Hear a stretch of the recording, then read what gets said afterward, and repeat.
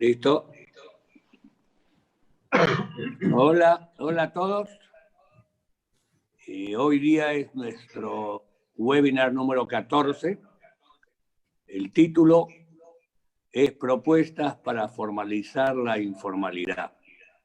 Evidentemente con mucha urgencia porque se nos viene un cambio de gobierno y deberíamos ya tener algunas ideas para que esto pueda funcionar en el futuro. Van a estar con nosotros, o estarán con nosotros, dos importantes representantes de la actividad privada. Antes, el primero de ellos estuvo en la actividad del Estado.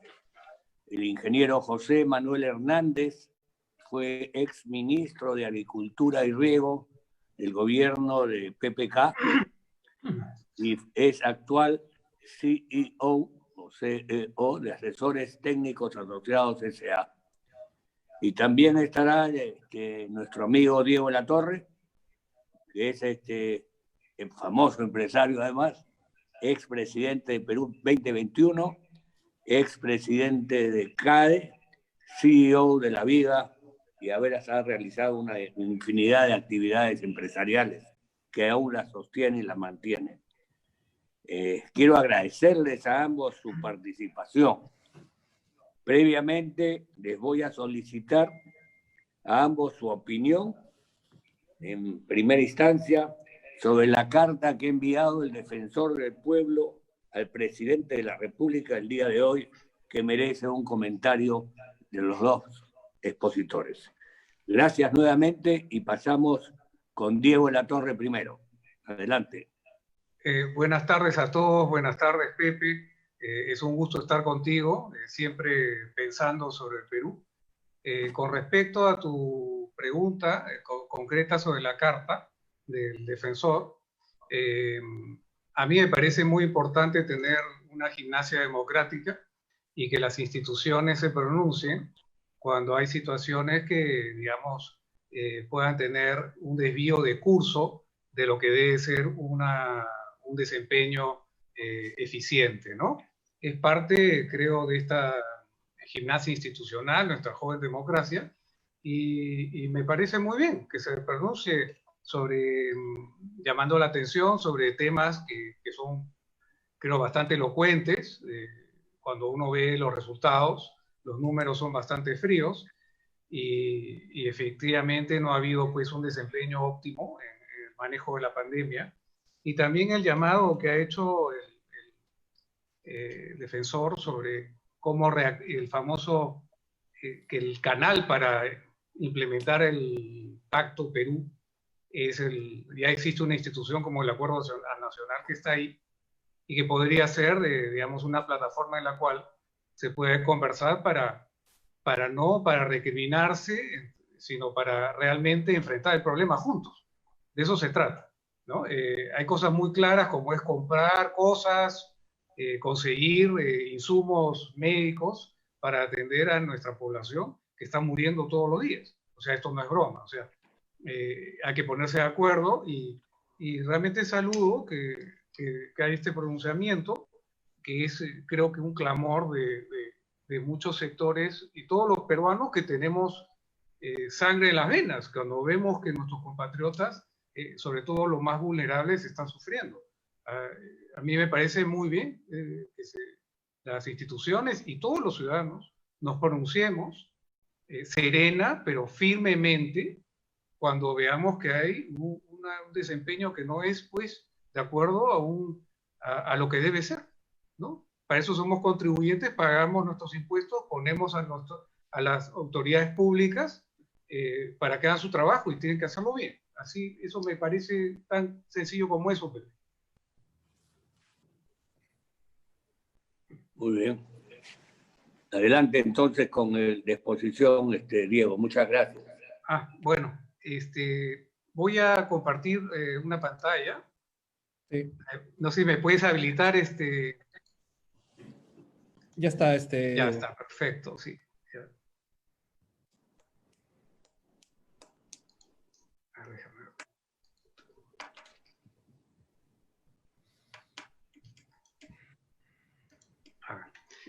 Gracias. Sí, yo quería, Pepe me pidió que hable sobre el tema de la informalidad. Yo pienso que es un tema realmente importante. Yo pienso que es el elefante en el cuarto, lo que ha impedido que el Perú realmente pase o pueda, obviamente ahora estamos en una situación crítica, pero creo que es el gran cuello de botella la informalidad para que el Perú pase de un país de ingreso medio, que lo es ahora, a ser un país de ingreso medio alto y alto, ¿no? Yo he querido titular esta presentación, seamos realistas, hagamos lo imposible, formalicemos el Perú.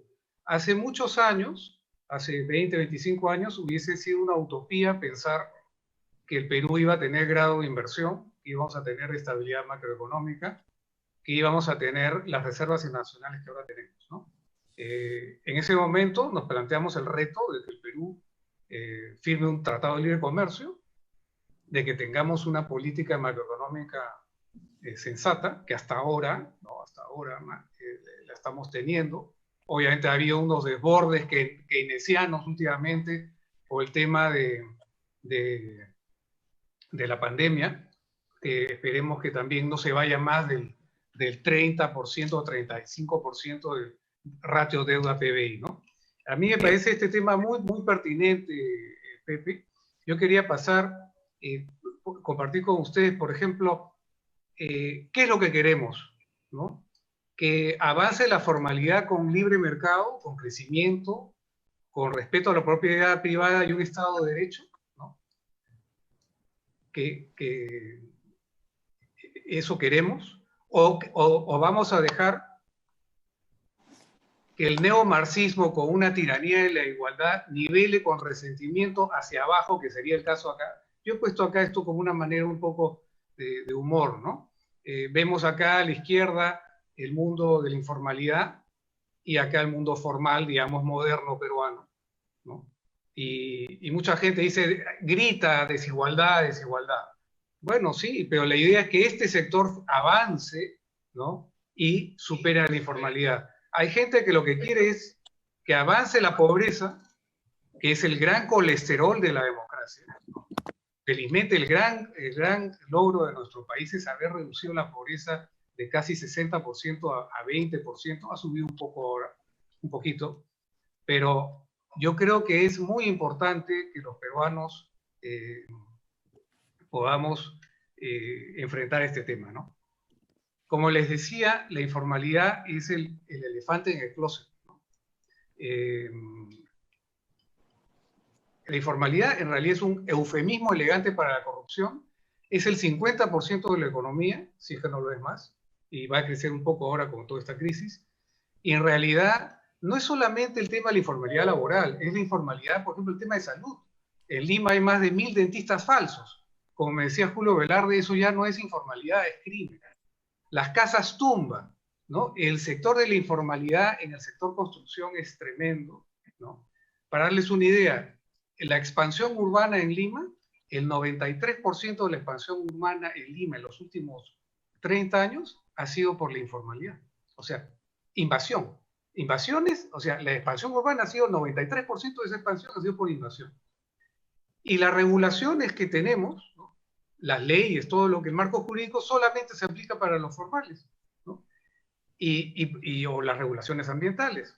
Entonces, en realidad, es muy importante. Hemos propuesto este tema de la informalidad hace muchísimos años. Se habla mucho del tema de derechos humanos y creo que todos queremos que se respeten los derechos humanos, el empoderamiento de la mujer y todo. Pero si las leyes solamente se van a aplicar solamente al 60%, perdón, al 40% de los peruanos, eso no es algo eficiente. Y además está probado que más del 90% de las violaciones de derechos humanos, violaciones al medio ambiente, se da en la informalidad. Para una pequeña estadística, en el 2015, bueno, en realidad el sector formal, ¿no?, contribuye al PBI con el 80%, mientras que en el términos de informalidad, el empleo en el sector informal es 59, casi 56% informal. Hay empleo formal, entre comillas, porque también hay filtraciones acá de informalidad.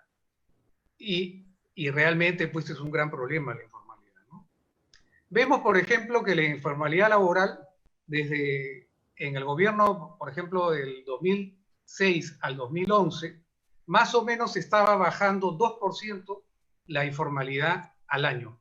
O sea, en 15 años se iba a bajar a ese ritmo la informalidad un 30%. Para darnos una idea de cómo nos comparamos, por ejemplo, con la Alianza del Pacífico, la informalidad laboral en Chile es 30%, en Colombia 55%, México 56%, Italia, que es el país más, digamos, por decirlo, travieso económicamente en Europa, tiene el 17%. Si seguíamos a un ritmo de 2% de reducción, nos íbamos a demorar, pues, aproximadamente 30 años a estar como Italia, ¿no? Pero desgraciadamente esa reducción de la informalidad se ha detenido y al contrario, está incrementándose ahora, particularmente a partir, se bajó el ritmo a partir del gobierno de Humala, el 75 bajó solamente 3 puntos la informalidad, ¿no? Lo que se hacía antes en un año y medio, acá en 5 años. ¿Por qué? Porque, como también me comentaba Julio Velarde, una de las maneras más, no es la única obviamente, pero un elemento muy potente para reducir la informalidad es el crecimiento económico. La informalidad en general, si me dijeran cómo lo puede solucionar, así, sin una respuesta rápida, llamemos a Hernando. Todos sabemos quién es Hernando, ¿no? Hernando de Soto, que es el experto mundial. Pero la informalidad perjudica a la sociedad, la imagen del país, el clima de negocios. Desde CONFIEP, desde el Pacto Mundial de Naciones Unidas, que tengo el honor de presidir, hemos impulsado fuertemente este tema para que esté en las agendas de las ONGs. Las ONGs todos se van contra las empresas formales, mineras, pesqueras, pero las grandes violaciones de derechos humanos y del medio ambiente se dan en la informalidad. Entonces, la realidad es que tenemos que ver este tema en serio, ponerle cifras, ponerle objetivos. Ahorita el 70%, pues pongamos el objetivo de bajarla pues en 15, 20 años al 15%. Ponerlo, así como nos pusimos objetivos de reducción de pobreza, como nos pusimos el objetivo de entrar a hacer una economía libre. Yo quería compartir este índice de gobernabilidad del Foro Económico Mundial y vemos cómo nos comparamos, por ejemplo, les pongo acá Estado de Derecho, Imperio de la Ley. Chile tiene un 88%, o sea, 100 es como decir lo máximo, y nosotros estamos jalados, ¿no? Porque para estar en Imperio de la Ley, estar aprobados, tendríamos que tener 51 o más, ¿no? Y en realidad tenemos mucho que trabajar acá. El Perú ya es un país integrado a la economía mundial y si queremos que nuestra pequeña y mediana empresa se integre al mundo, tiene que formalizarse, ¿no? Eso tenemos es la única manera que puedan crecer. Siempre digo, el Perú, la historia del Perú en los últimos 30 años ha sido realmente una historia de éxito, ¿no? Yo siempre le contaba a Pepe la anécdota de cuando yo vivía en Inglaterra, mis amigos ingleses definían al Perú como 10 segundos de la BBC de Londres si es que hay una bomba, ¿no? 10 segundos de la BBC de Londres al año si es que hay una bomba. El Perú no existía, ¿no? Es como si ustedes le dijeran ahorita Sudán. Sudán, bueno, la capital es Jartum, hay unos problemas tribales ahí y punto. Pero el Perú, felizmente, se abrió al mundo, redactó una constitución moderna con un capítulo económico amigable a la inversión. Empezó a venir el año 94 la inversión de Telefónica, se hizo el Congreso del BID, el 2007 se firmó el TLC, y en el 2020 empezaron las exportaciones con los convenios de estabilidad tributaria, y pudimos tener ahora reservas internacionales de 68.000 millones de dólares. Este gráfico lo puse cuando en el año 2007 tuve la suerte de presidir el CADE y el Perú lanzamos el reto que el Perú podía llegar al primer mundo, ¿no? Sí, es que crecíamos a 7% anual y un crecimiento poblacional de 1.3. Y en el 2007 el Perú tenía un PBI per cápita de 7.770 soles a paridad de compra. Chile tenía 14, Portugal 22 y España 31 en el 2007. Y dijimos, si hacemos bien las cosas, en 10 años estamos como Chile, el Chile del 2007, en 20 como Portugal y 30 como España. ¿Qué es lo que ha pasado? El Perú ha llegado en el 2018, esto fue la proyección que hice, a 13.000 per cápita en el 2017, en el 2018 llegamos a 14. O sea, a pesar del piloto automático y la poca, digamos, entusiasmo de Humala por la economía de mercado, se pudo llegar a esto, ¿no? Y si seguimos, ojalá que eso podamos seguir al ritmo que hemos logrado hasta el año 2017, podemos llegar a 23.000 per cápita y 40.000 en el 2037. ¿Cómo estamos o estuvimos lográndolo? O sea, logrando este objetivo. Crecimiento del PBI, eso de que incluir para crecer, eso es una monserga. Tenemos que crecer primero económicamente, ¿no? Tienes que crear riqueza para después poderla distribuir. Sensatez macroeconómica, felizmente tenemos un BCR estupendo y un buen todavía equipo en el MEF. Paz, le ganamos a los terrucos.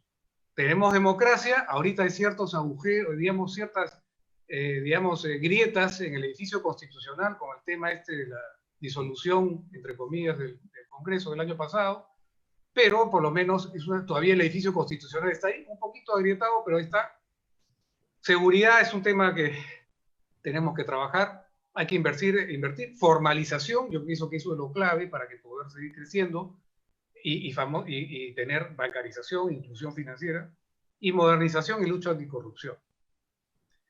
Hay importantes cambios sociales en el Perú en los últimos 30, 40 años. Los migrantes provincianos de segunda y tercera generación quieren sentarse en la modernidad, ¿no?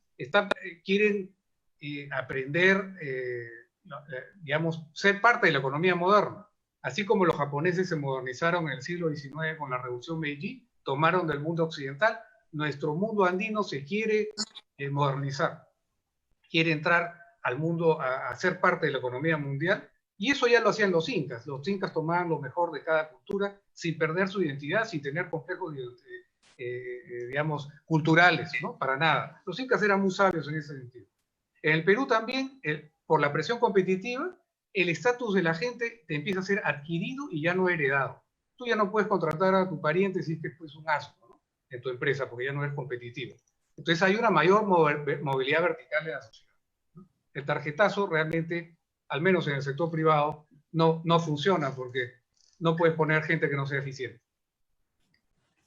Hay también, como les decía, importantes cambios sociales. Hay un reencuentro con una peruanidad sin complejos. Nuestra diversidad cultural es vista como un activo, no como un pasivo. Hay lo que llamo yo superación del síndrome Paco Yunque. Paco Yunque es esa novela un poco depresiva de Vallejo, ¿no?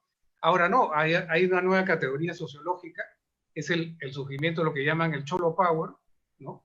Orgulloso de su peruanidad, de su herencia andina, europea, asiática y africana, ¿no? Y que se quiere comer al mundo. Hay un empresario popular que ya no quiere ser, pues, el joven de ahora ya no quiere ser, pues, el Che Guevara o Fidel, quiere ser como los Añaños o como Gastón Acurio. El empresario popular lee a David Fishman, ya no lee a Mao, ¿no? Quiere ser formal, no dice a gritos que quiere ser formal. Yo lo he visto en las asociaciones de pymes, el presidente, por ejemplo, Julio Pardavé, que dicho de paso, Pepe, sería genial alguna vez que pueda hacer una presentación. Les aseguro que él es más pro mercado que cualquiera y quiere integrarse a toda la pequeña y mediana empresa. En el Perú hay una mayor presencia del Perú en el mundo. Hay también una modernización del empresario formal, ¿no? Ya hay gente que se ha formado en el extranjero, ha regresado, y hay empresas que ya listan en la bolsa de Nueva York como Buenaventura, hay empresas que se manejan muy bien como Interbank. Es decir, el sector formal peruano también ha demostrado que puede ser de clase mundial. El Perú obtuvo grado de inversión, no hay que perder esto, por favor. Nos ha costado mucho lograr el grado de inversión, ¿no? Las últimas, perdonen la metáfora un poco tosca acá, pero las últimas flatulencias estatistas populistas lo están poniendo en peligro, ¿no? Ya un poquito las flatulencias velasquistas de Humala en su gobierno, por lo menos no tenían efecto, ¿no? Porque entraban algunos buenos ministros a perfumar el ambiente y no ahuyentaban la inversión. Por favor, es muy importante no perder esto, el grado de inversión. ¿Cómo llegamos a grado de inversión? ¿Cómo llegamos a reducir la pobreza de 54 a 21? 7 millones salieron de la pobreza, se firmó el TLC, llegamos a tener 70% de clase media. Eso, desgraciadamente, ahorita es un poco precario y se atrajeron bastantes inversiones. Las preguntas que nos hicimos en el año 1990 que debemos volvernos a hacer, porque están volviendo estas utopías regresivas de ideologías trasnochadas y fracasadas, ¿no? Las preguntas que nos hicimos en el año 90, ¿cómo crear riqueza y bienestar? ¿Cómo lograr una sociedad más meritocrática, con mayor movilidad vertical?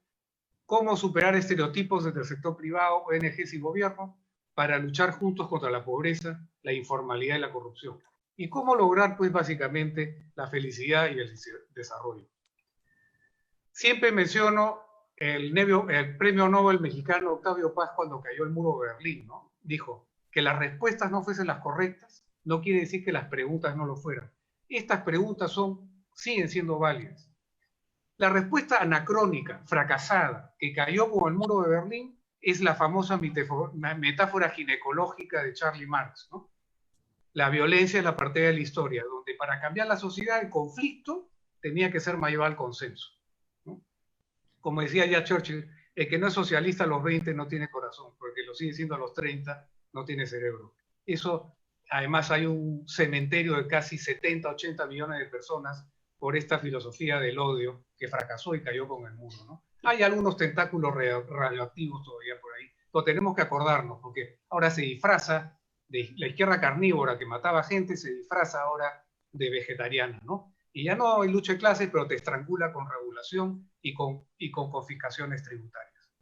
La respuesta moderna, lo que es una economía a estas preguntas, es una economía de mercado con un apellido responsabilidad social, donde la dinámica para cambiar la sociedad es que sea el consenso mayor al conflicto, ¿no? Ya no los bracitos, los gritos, no, sino la democracia, la conversación, la tolerancia dentro de la diversidad y sobre todo persuadir, no imponer. Pero también una nueva utopía factible, es una economía de mercado también con responsabilidad social y ambiental, donde el consenso sea mayor al conflicto. Una alianza global de todos los países para una economía planetaria baja en carbono, una mejora del entorno social, y el hombre como coreógrafo de la danza de la naturaleza, usar la biotecnología, la robótica, la inteligencia artificial para digitalizar, para ser más eficiente, para incluir a la gente, ¿no? Eso creo que le va a tocar a las nuevas generaciones, y ¿por qué no? Nosotros también todavía nos queda algo para aportar. Pero para esto, la formalización es indispensable para integrarnos a la economía mundial. Así como la pobreza es el colesterol de la democracia, ¿no? La informalidad es un cáncer que destruye la economía de mercado. Entonces, la formalidad, obviamente, si eres formal, ¿no?, hay mayor productividad. Si hay mayor productividad, hay menor tasa de mortalidad de las startups, de las empresas que recién comienzan. Si hay mayor productividad, hay mayores utilidades y mayores impuestos, recursos fiscales que irán a salud, educación y carreteras. Más calidad. Ya no hay piratería, no hay medicinas bamba, no hay dentistas falsos, no hay laboratorios falsos. Y también más capital social. Se genera trabajo decente, formal, mejores estándares en todo, mejor acceso a la mujer, derechos humanos, todo lo demás. Una cultura de respeto a la ley. Creo que eso es fundamental. ¿Cómo hacemos atractiva la formalidad para que todavía no es formal? Esto es un tema complejo. Yo diría, acá tenemos que poner a gente como Hernando de Soto, que ya conoce el tema mejor que nadie, y a todo el equipo que tuvo y que tiene ahora en el ILD. Uno, decirle al informal, al que todavía no puede acceder a la formalidad, es otro tema, ¿no?, que es muy difícil, va a permitir que se conecte con empresas medianas y grandes formales, más ingresos para la empresa, micro y pequeña. Acceso a financiamiento más barato. Obviamente, si es formal, puedes aplicar un crédito al sistema financiero, vas a tener más utilidades, y tus créditos ya no van a ser informales, ya no vas a tener que acudir a los rompepulgares. Los rompepulgares en el sector informal es el que le da plata, ¿no? A unas tasas de interés leoninas, ¿no? 10% diario, creo, una cosa de barbaridad así, y si no le pagan, van los rompepulgares, ¿no? Le rompen los pulgares y no pagan. O sea, eso sucede en la informalidad. Otra cosa, obviamente, esto se puede evitar tratando de entrar a la formalidad. Y cómo integración a la modernidad y al Estado de Derecho es otra cosa atractiva. Le da más calidad a la empresa, le da prestigio social, te da un acceso a muchas cosas. Necesitamos entonces un shock de formalidad, titulación de propiedades, ordenamiento territorial, catastros. Hace poco les decía que el 93% de la expansión urbana de Lima se da por invasión. Eso es una barbaridad. Hay traficantes de terrenos, es un espanto. Eso hay que poner un poco de testosterona política ahí, ¿no? Eso hay que hacerlo, hay que hacerlo. Hay que respeto por los contratos en la propiedad privada, hay que hacer una cruzada nacional por la formalidad, como hicimos en su momento con el TLC y la sensatez macroeconómica y monetaria. Nadie discute que no puedes emitir, no puedes tener la maquinita porque generas inflación, que es el impuesto más vil para los pobres. Promover una cultura de formalidad, de éxito y de empresa responsable. A nivel de micro y pequeña empresa, acá hay mucho que hacer. Desde el sector privado también. Incubadoras de empresas en universidades, gremios empresariales, ¿no? Para que los acompañen, los ayuden a las empresas que recién empiezan con una mentoría. Redes de inversionistas ángeles y mentores. Que SUNAT le regale software contable a toda empresa que saque RUC. Le regale el software contable, ¿no? Y ofrezca y organice cursos virtuales de administración, de gerencia, manejo de inventarios. Eso se puede hacer con el mundo digital. No cuesta mucho.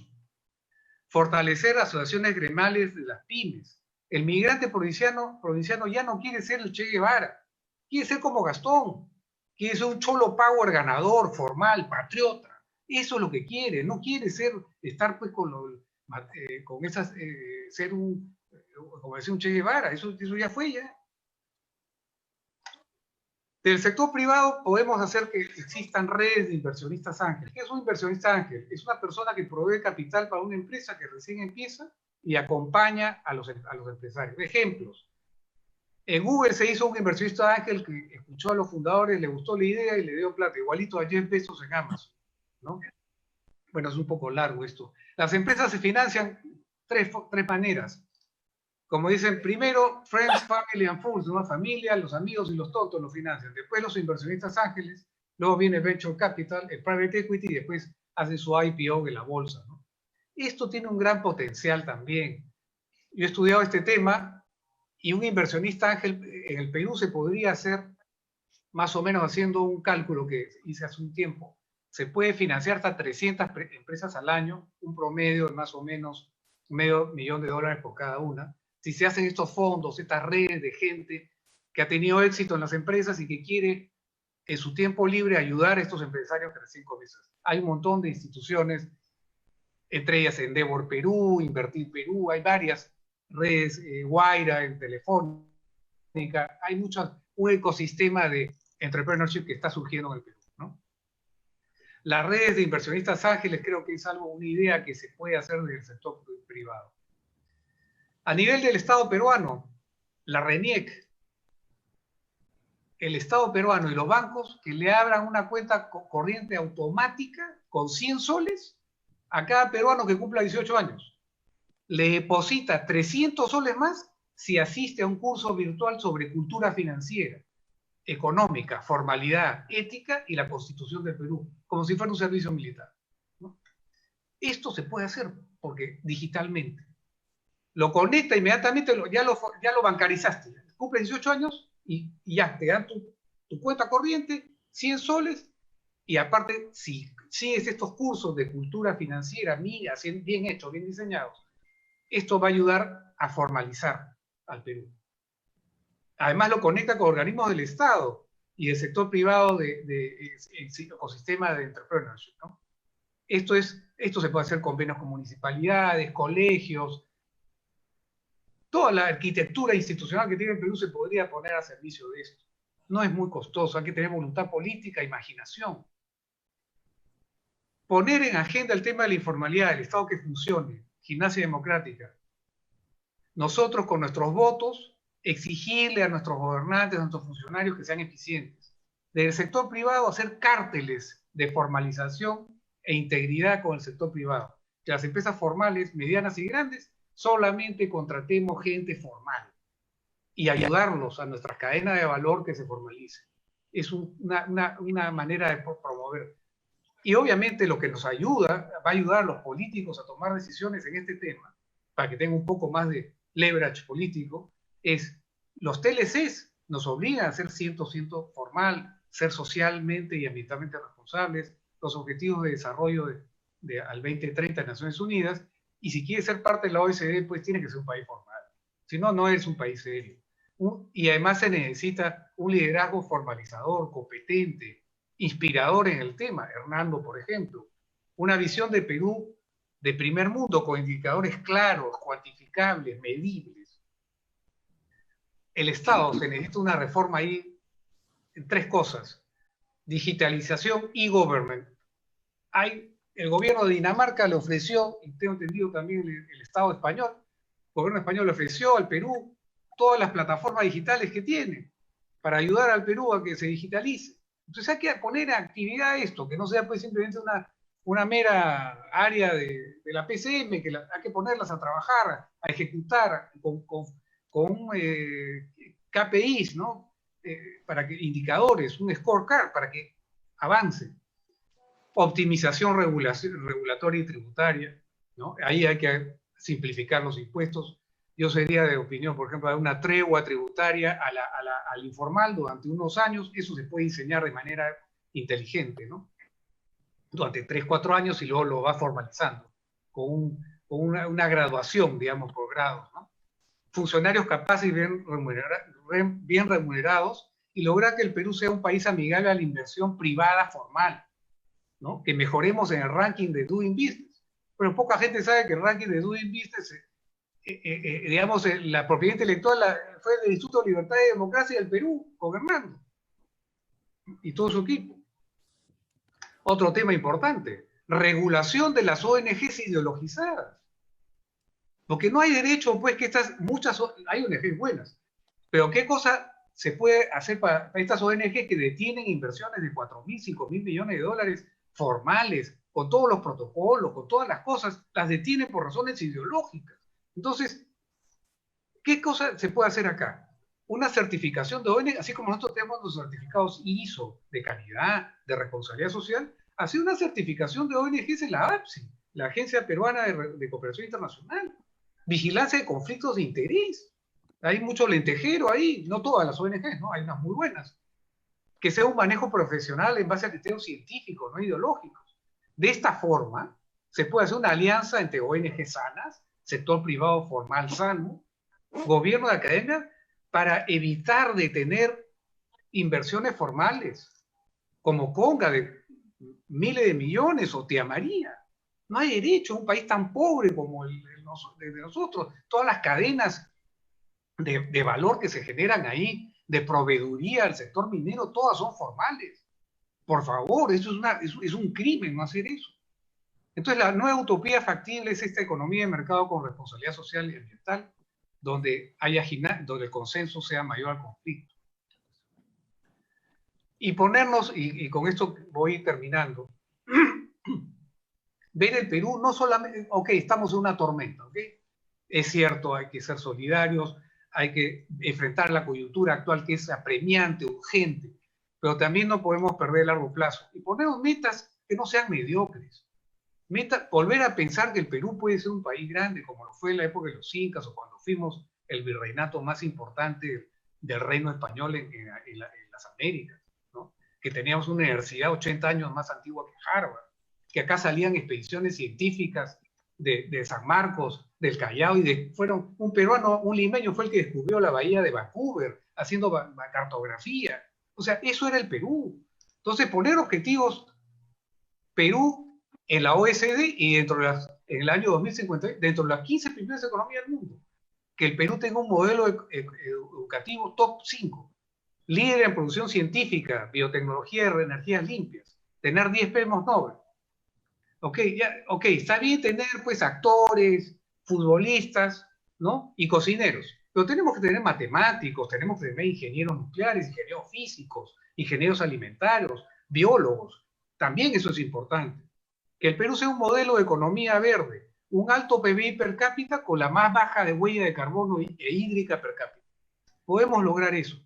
Que tengamos una potente industria cultural, museos, películas, teatro, también eso es importante.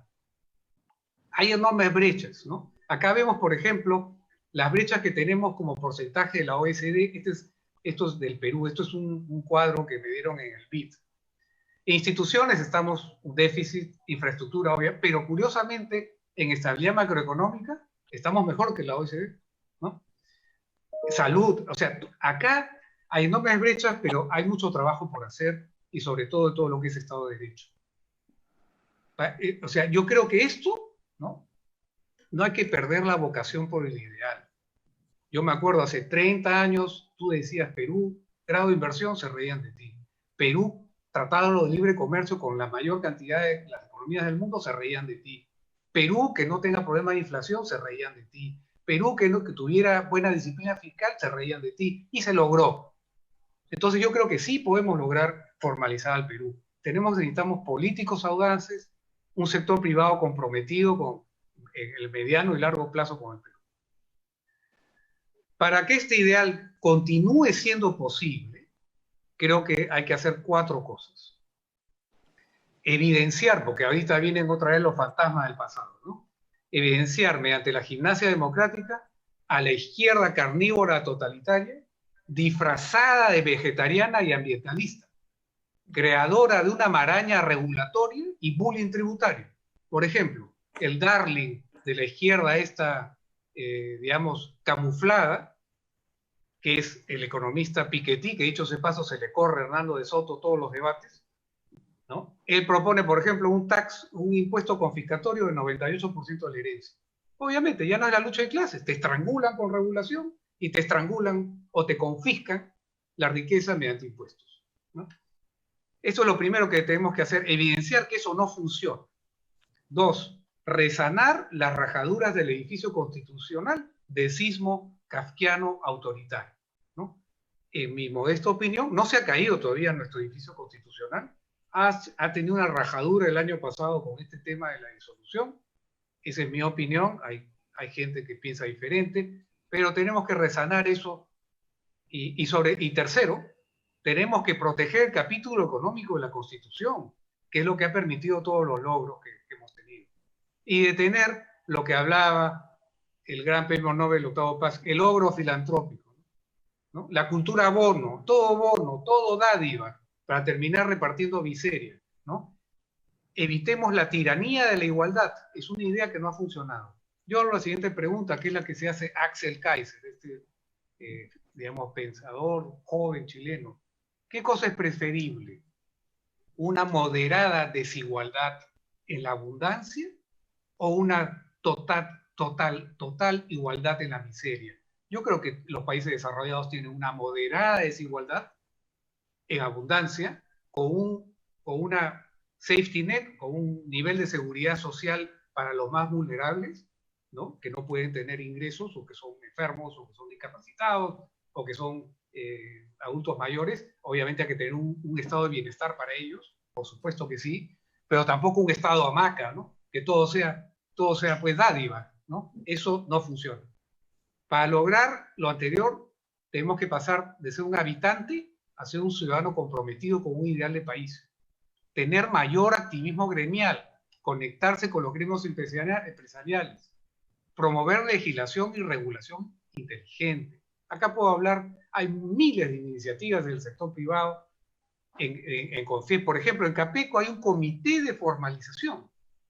Hemos hecho desde el Pacto Mundial de Naciones Unidas y con CONFIEP talleres de formalización del sector pesquero, del sector transporte, del sector forestal, del sector industria y del sector construcción, de todos los.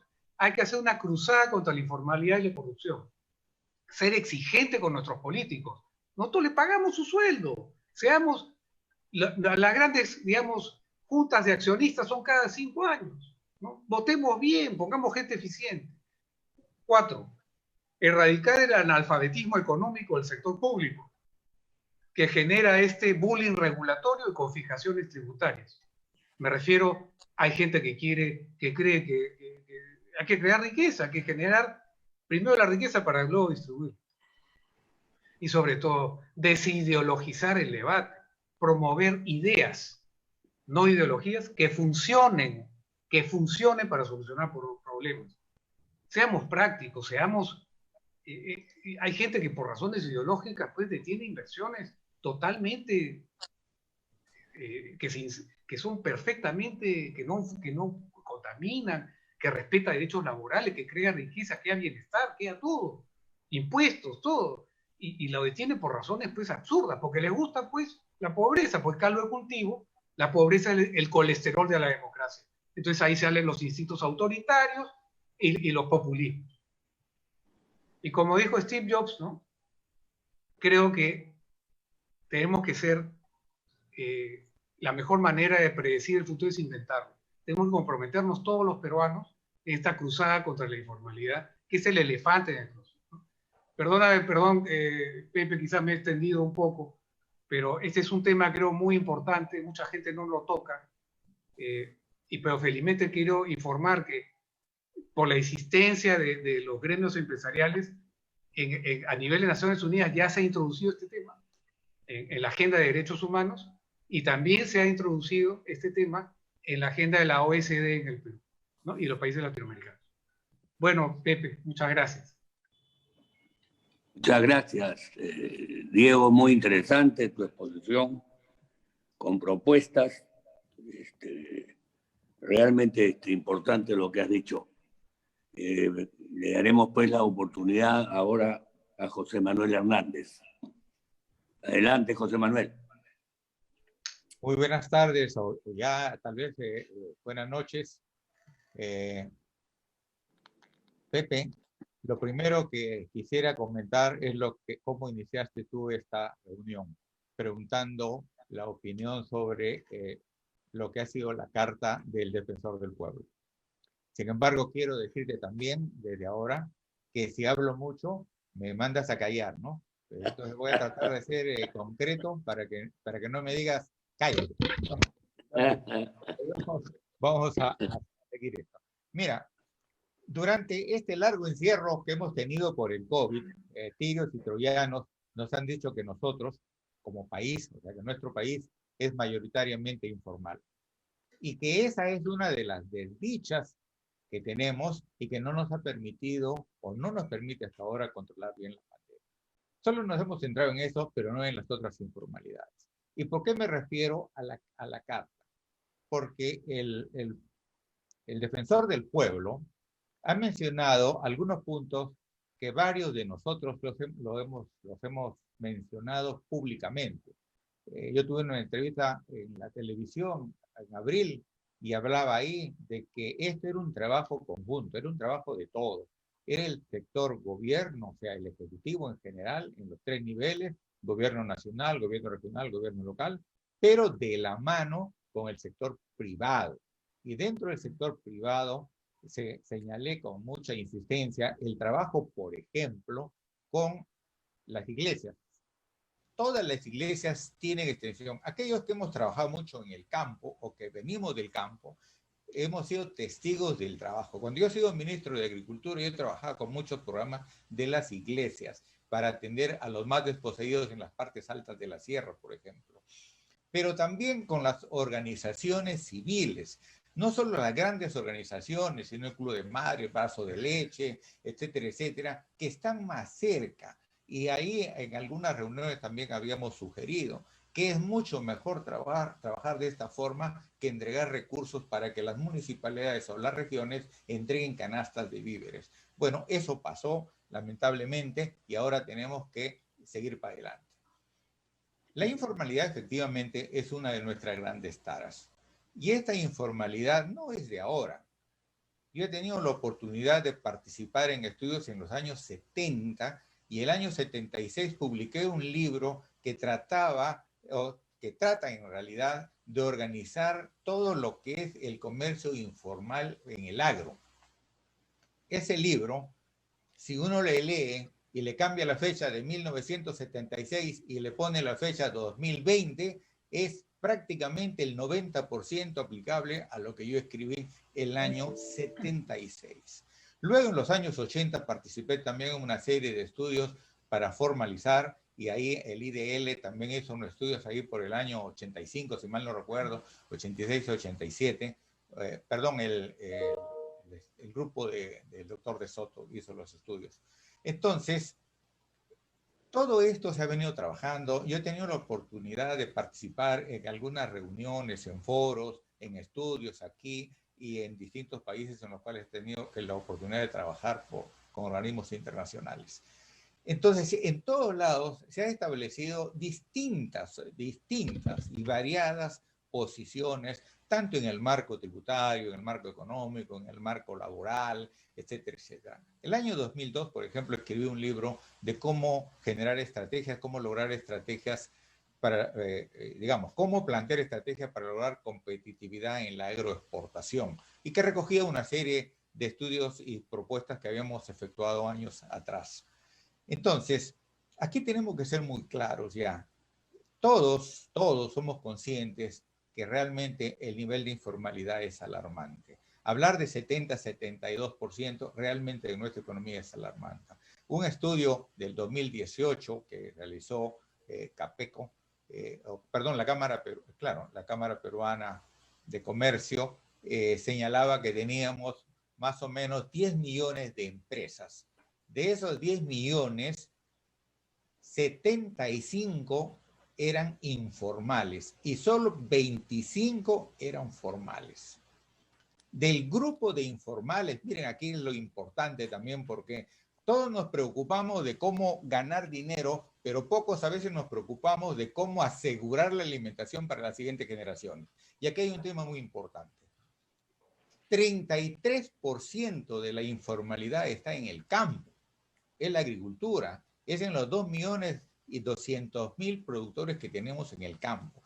En el campo, en el agro, prácticamente la formalidad solo está en el ámbito de la agroexportación. El resto, los que hemos vivido, los que hemos trabajado, los que tenemos algún pedazo de tierra y que hemos estado ensuciándonos los pies, no los zapatos, ¿no? Los pies en el campo, conocemos esos temas. Entonces, yo creo que ahora es el momento. Esta pandemia ha desnudado muchas cosas, ¿no?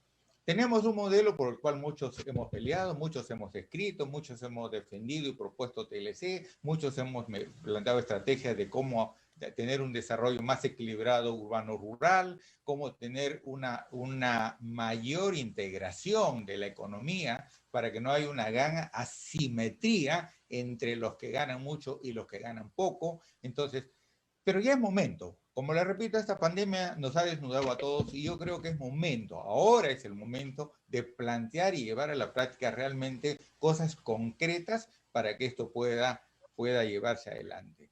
Miren, por ejemplo, ¿no? Cuando elaboramos el plan agropróspero para el gobierno de Peruanos por el Cambio, el gobierno de Pedro Pablo Kuczynski, nosotros propusimos, yo propuse dentro del agro un tema que luego cuando fui ministro lo dejé prácticamente ya para aplicar y desgraciadamente yo salí y no se ha continuado, que era la creación de un fondo de desarrollo tecnológico. Pero miren cómo lo planteaba. Todos hablamos, por ejemplo, de las obras por impuestos, ¿cierto? Así como hablamos de asociaciones público-privadas, iniciativas privadas, también hablamos de ejecutar obras por impuestos, las famosas OPORI, obras por impuestos. Como su nombre lo dice, esto nació como obra, pero luego se amplió a mantenimiento y funcionamiento de proyectos, ¿no? Entonces yo lo que planteaba es, por ejemplo, para el área del agro, donde hay una gran informalidad, ¿no? Que las agroexportadoras o las empresas que pagaban impuestos puedan dedicar parte de estos impuestos a crear un fondo de desarrollo tecnológico. ¿Para qué? Para contribuir a lo que dice Diego justamente. Una de las ideas centrales está en cómo modernizamos las actividades. Y un fondo de desarrollo tecnológico puede contribuir a la modernización de la agricultura. Ese Fondo de Desarrollo Tecnológico puede significar para hacer investigación, para hacer capacitación con pequeños y medianos agricultores e insertarlos en la gran cadena del desarrollo agroexportador. Siempre hemos dicho que la agroexportación es la locomotora y que el resto de vagones son los otros agricultores. Entonces, esta locomotora debe ser lo suficientemente potente, pero a la vez lo suficientemente integral en toda la cadena para que los beneficios lleguen a alguna medida a los más pequeños, empezando desde el agricultor. Entonces, este Fondo de Desarrollo Tecnológico, por ejemplo, son hechos ya concretos, son cuestiones concretas. Eso es muy simple de dar una norma como esa, y eso solo requiere voluntad política. Son cosas que pueden hacerse rápidamente y generar investigación, tecnología, inteligencia comercial y capacitar en asociatividad a los agricultores, etcétera, etcétera. Eso, por ejemplo, sería una propuesta muy concreta ahí que puede utilizarse para desarrollar, ¿no? Y reducir la informalidad, pero a la vez fomentar lo que llamamos la modernidad e incrementar la competitividad del sector agrario. El sector agrario es uno de los menos competitivos y en términos de salarios, el sector agrario comparado con otros sectores recibe el salario más bajo y comparado con algunos es 3 a 4 veces más bajo que lo que reciben los mismos trabajadores en otros sectores. Entonces, yo creo que tenemos que aplicar cosas como esas, pero también tenemos, obviamente siempre hablamos de que tenemos una gran brecha de infraestructura de 80.000 millones de dólares, etcétera, etcétera, ¿no? En estas áreas rurales, muchas veces no se requieren grandes inversiones. Se requiere, por ejemplo, promover infraestructura rural, puentes, caminos vecinales, carreteras, proyectos de riego, reservorios, microreservorios, siembra y cosecha de agua, etcétera, pequeñas plantas agroindustriales, etcétera, para enlazarlas al mercado, pero también para enlazarlas con los programas de compras que tiene el Perú para la asistencia social. Esas son cosas que nosotros podemos hacer rápidamente, porque si no vamos a estar solo con planteamientos. Como les repito, yo he venido participando en una serie de foros, no soy conocido como Diego en estos aspectos porque no me dedico exclusivamente, sino que me gusta participar y he trabajado desde hace prácticamente 40 años en temas relacionados con esto.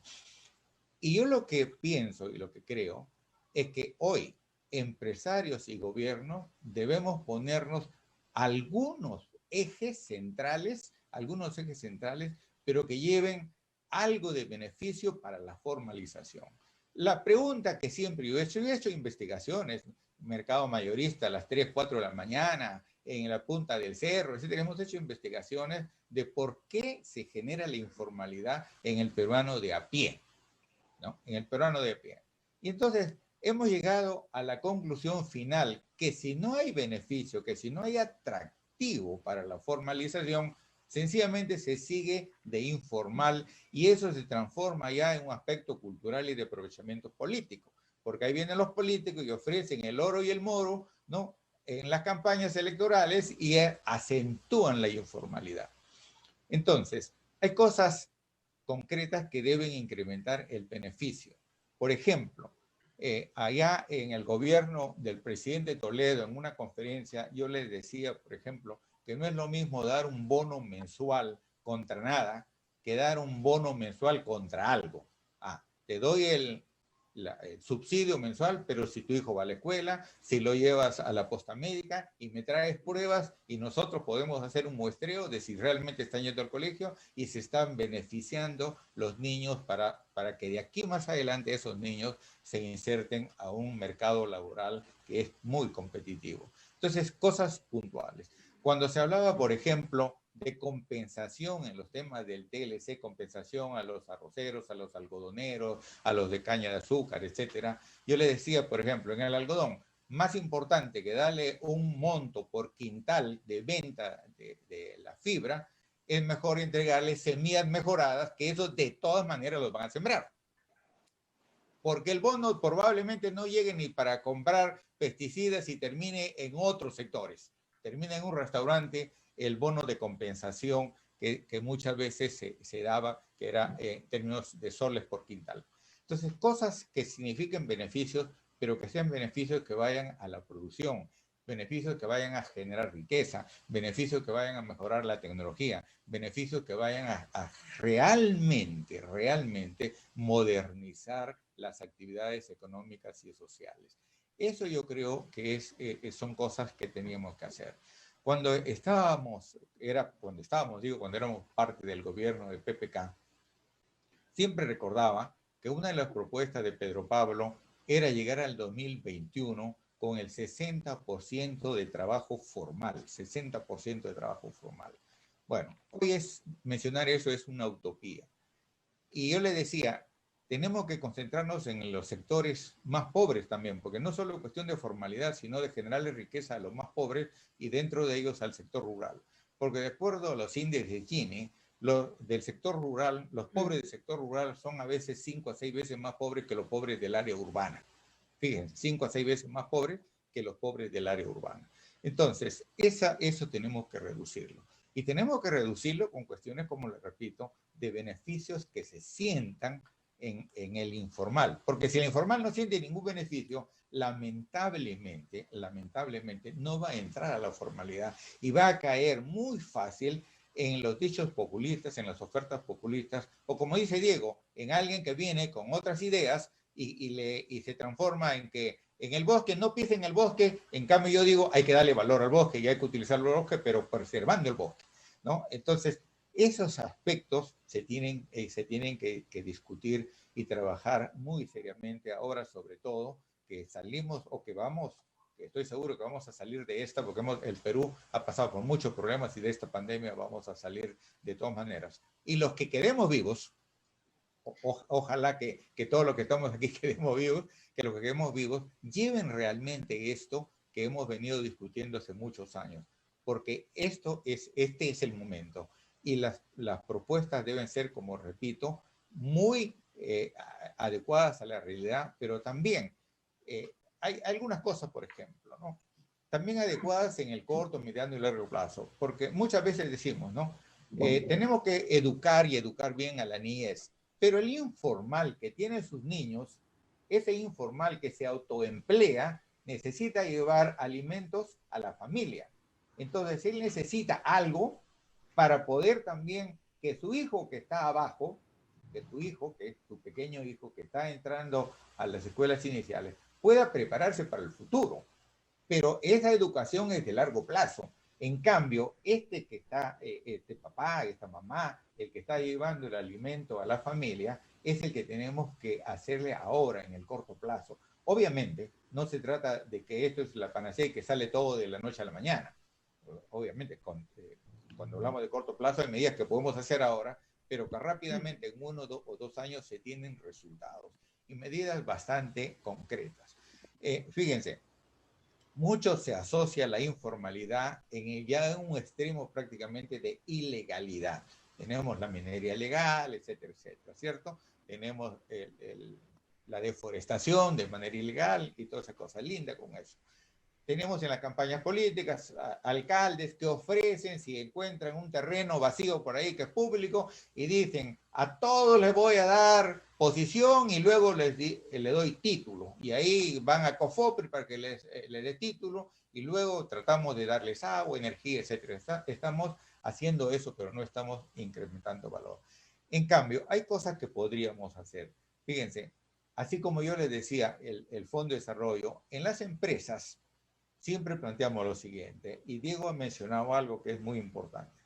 En las empresas nos preocupamos, por ejemplo, en mi empresa tenemos la ISO 9001, la ISO 14001, la OSA 18001 y la 37001. Somos de las pocas empresas que tenemos la antisoborno y anticorrupción. Sin embargo, cuando uno va al sistema de contrataciones del Estado, eso es como algo complementario, como algo que si el cliente o la entidad lo quiere, lo toma o lo deja ahí, porque sea prioridad a otros aspectos. Entonces, si nosotros trabajamos también cosas como estas, ¿no? Yo tengo hijos fuera del país y comentábamos con ellos sobre medidas que se han dado, por ejemplo, que sean similares al Reactiva Perú, el Reactiva 1, el Reactiva 2. Y uno de ellos, que trabaja en un banco de inversión, me decía que todos sus clientes, algunos de sus clientes recibían préstamos con la condición de que no cierren y que no generen desempleo, o sea, que sigan trabajando con la misma gente. Si seguían eso, había una gran posibilidad de que les perdonen ese crédito porque mantenían el empleo. Entonces son normas como esas. Aquí, por ejemplo, si nosotros decimos cosas como esta, ¿no? Señores, yo le bajo o le reduzco la tasa impositiva si cada año usted incrementa 5, 10 o 15%, etcétera. Es cuestión de, este es un planteamiento, cuestión de discutirlo. Incrementa la masa trabajadora juvenil. El empleo juvenil ha sido muy golpeado en esta pandemia y son los más fácil de descartarlo de las empresas porque recién empiezan o porque no tienen experiencia. Entonces nosotros podemos establecer medidas tributarias para generar empleo juvenil y fortalecer bien la SUNAFIL para que la SUNAFIL controle eso. Entonces son medidas que podemos hacer y que rápidamente las empresas, porque tienen un beneficio, van a contratar empleo juvenil, pero empleo juvenil formal, con buenos salarios y con beneficios sociales, ¿no? Entonces, esa es otra medida que podemos hacer, porque el empleo es lo que está afectando tremendamente ahora. Son cuestiones que nosotros tenemos que ir ya decantando. Yo aquí había preparado una serie de listas, pero como repito, es importante ir a las cosas ya más puntuales, porque creo que lo que no se escucha, también muchos de ellos habrán participado en eventos de esta naturaleza. Pero tenemos que trabajar.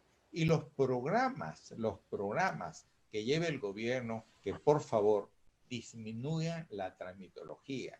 Así como nosotros tenemos un desarrollo integral, o perdón, regional desarticulado, nosotros generamos trámites en exceso, generamos papeleo, aumentamos la burocracia, aumentamos los costos de los procesos y realmente eso desanima a aquellos que quieren hacer empresa por primera vez o sencillamente hay gente que es formal, empresas que son formales, pero que tienen contratados a personas de manera informal. Y ahí también tenemos que ser, todas las empresas formales, tenemos que ponernos la mano al pecho y no solo decir hay que formalizar, sino cómo tratamos a los trabajadores. Hay muchas empresas, yo conozco N empresas que son formales, pero que sin embargo tienen un gran porcentaje de trabajadores de manera informal, ya sea como servicio, ya sea que le pagan menos, ya sea que los condicione, ya sea que le paga una parte en planilla y otra parte fuera. Tenemos ¿por qué? Porque obviamente el costo de la seguridad pasa el 50% y entonces muchas empresas no pueden competir con eso. Entonces también ahí tenemos que ajustar, poner ciertos límites, pero también beneficiar, establecer algunos beneficios para aquellos que contratan de la manera formal. O sea, hay muchas cosas inmediatas que nosotros podemos hacer, pero como repito, esto se necesita en consenso y comparto plenamente lo que dice Diego. No es cuestión de pelear, no es cuestión de generar conflictos. Yo he sido muy crítico de este gobierno cuando está peleándose con todo el mundo. Esto no es cuestión de conflictos. Es cuestión de concertar y consensuar políticas para sacar al Perú adelante. El TLC fue un ejemplo. Cuando todos nos pusimos de acuerdo en cómo luchar contra el terrorismo, también salimos adelante. Ahora tenemos que salir adelante también trabajando juntos. Pero no solo hablar de la pandemia, sino hablar del otro espacio. Aprovechar de esta situación para generar una cultura de formalidad. Porque ahora los informales están con serios problemas con los servicios de salud y ellos son conscientes de lo que está ocurriendo. Entonces yo creo que ahí es donde tenemos que trabajar. Por eso dije hace unos instantes, este es el momento. No hay mejor momento que este para atacar la informalidad en todas sus aristas y plantear medidas reales, concretas y que vayan a lograrse beneficios rápidos en el corto, mediano y largo plazo. Medidas tributarias, medidas económicas, medidas para lograr empleo formal, medidas laborales, medidas para incrementar la tecnología, etcétera, etcétera, medidas para organizar la producción, Los pequeños productores por sí solos no logran ser competitivos y por sí solos no pueden lograr llegar a los mercados internacionales. Entonces tienen que estar asociados, sean estos pequeños artesanos, sean estos pequeños industriales o sean pequeños agricultores. Necesitamos trabajar muchísimo ahí. Este es un aspecto que yo creo que necesitamos trabajar. Realmente es una oportunidad, Pepe, este evento que estás organizando, porque es urgente, muy urgente, formalizar la informalidad. Y no nos quedemos solo en el discurso o solo en las conversaciones. Y yo creo que Diego, que está trabajando en esto con Naciones Unidas, puede lograr muchas cosas más. Hay muchas personas que se dedican aquí. Hernando de Soto es uno de ellos que ha trabajado en esto, pero a nivel regional y local hay mucha gente que está tratando de entrar a la formalidad y apoyar en la formalidad. Yo he tenido la oportunidad de conversar con mucha gente de las regiones o de los municipios que quieren formalizar, ¿no? Por ejemplo, los catastros, y que es una de las cosas que se mencionó, que el 93% es medio informal. El catastro. Aquí se han planteado a nivel del municipio de Lima, ya hace muchos años, inclusive la empresa mía planteó allá por los años 85, 86, un programa para hacer el catastro en Lima, pero catastro llevado a la formalización y luego eso a los tributos. Y ha habido, yo conozco propuestas que se han hecho, por ejemplo, que ofrecen hacer el catastro y que cobran cuando se incrementen las recaudaciones de los municipios.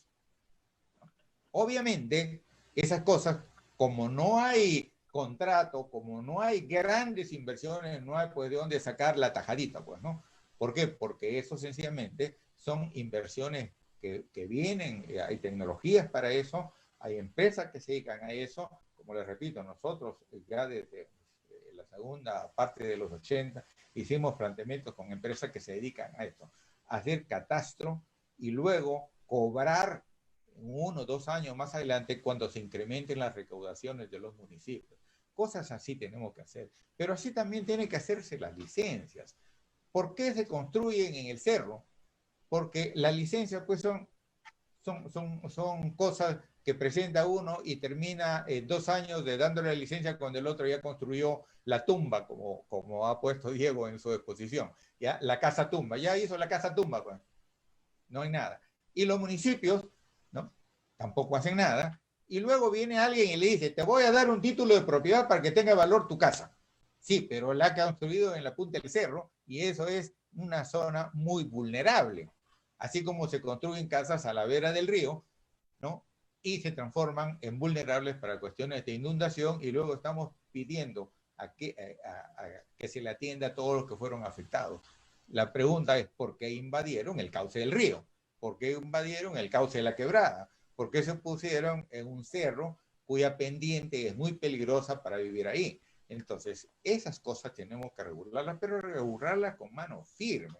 Si nosotros vamos a entrar a la formalización, tiene que ser con mano firme.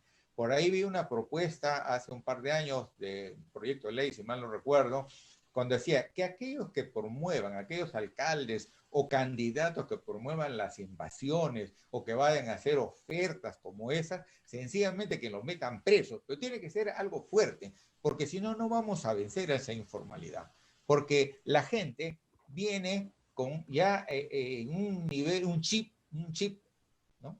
De informalidad. Y les voy a contar una anécdota para que vean cómo es esto.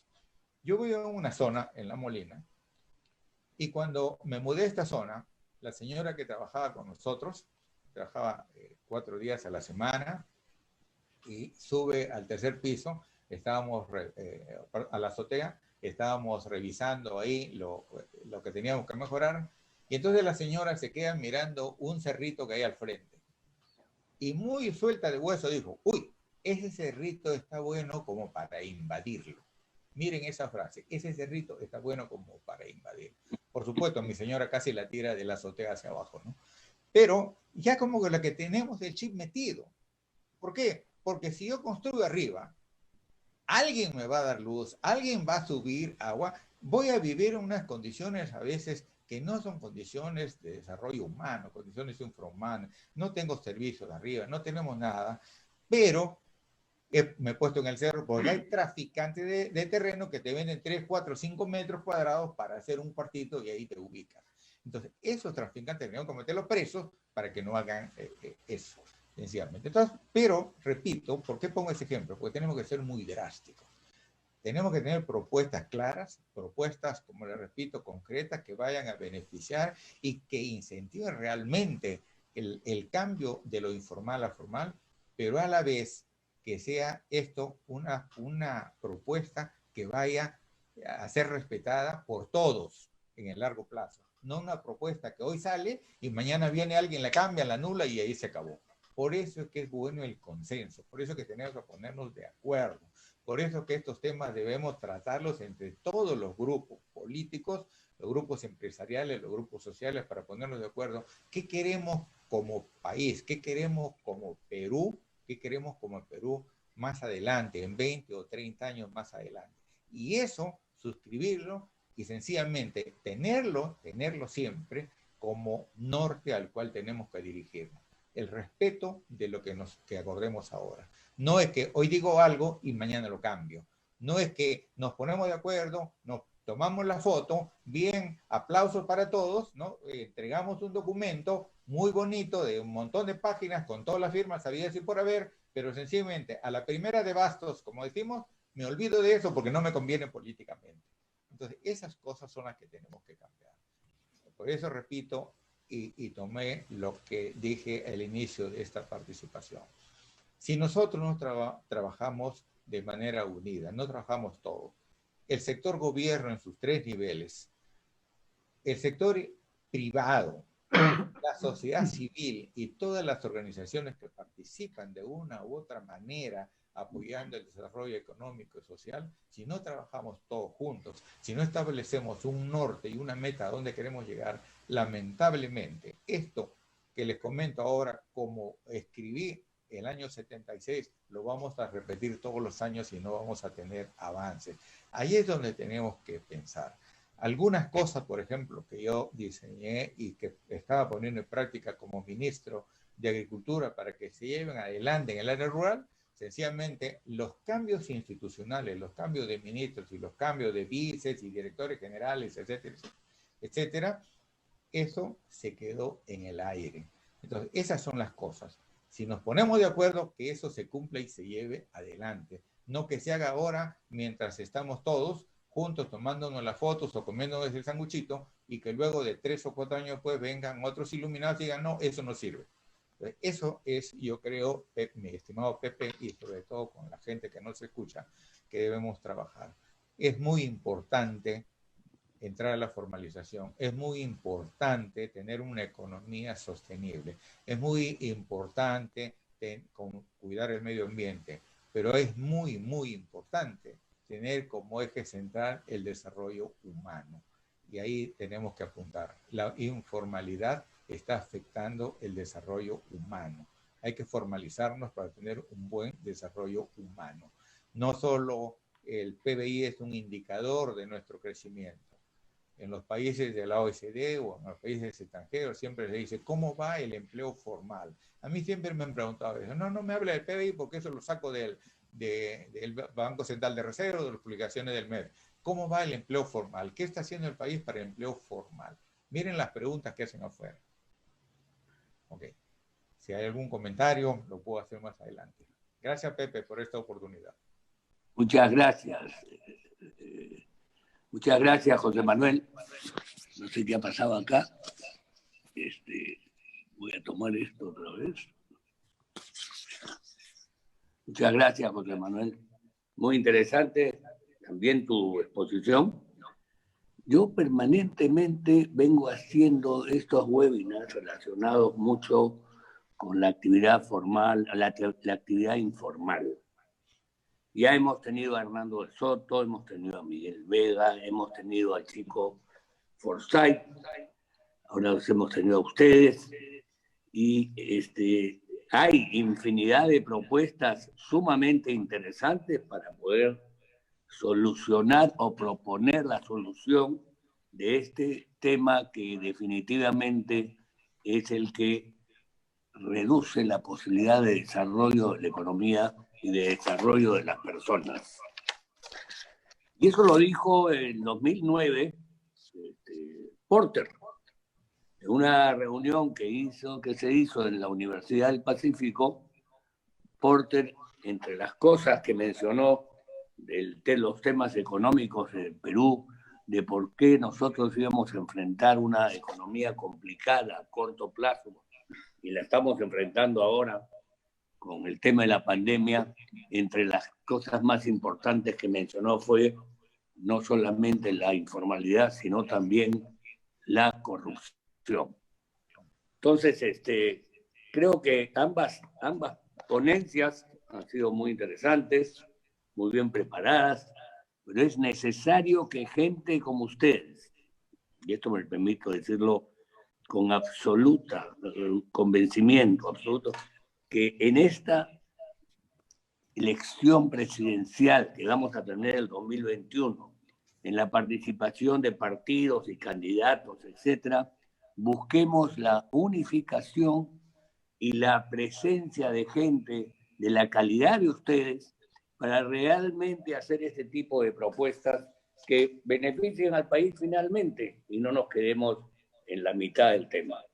Entonces, yo insisto, en cuanto Diego y José Manuel son dos personas preparadísimas, conocen el tema a profundidad, como lo conoce Hernando de Soto, como lo conoce Miguel Vega, como lo conoce prácticamente todos. Hay poca gente que se preocupa por este asunto que es prioritario para el desarrollo del país. En fin, aquí tengo algunas preguntas que voy a permitirme hacerle para Diego primero.